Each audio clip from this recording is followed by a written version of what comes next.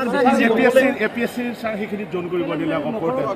এপিএছচিৰ যিটো division বেঞ্চৰ judgement আহিছে ই অত্যন্ত বেদনাদায়ক আৰু আমাৰ মনত ই এক প্ৰকাৰ হতাশা সকলোৰে মনত আনি দিছে যিটো সময়ত ৰাজ্য চৰকাৰে মেধাৰ ওপৰত নিযুক্তি দিব আৰু সম্পূৰ্ণ অসমত এটা মেধাৰ পৰিৱেশ সৃষ্টি হৈছে এই মুহূৰ্তত এপিএছচিৰ যোৱাকালি যিটো জাজমেণ্ট আহিছে মই গোটেই পঢ়া নাই কিন্তু বাতৰি কাকতত যি ধৰণে প্ৰকাশ পাইছে সেই জাজমেণ্টটোৱে যদি সঁচা হয়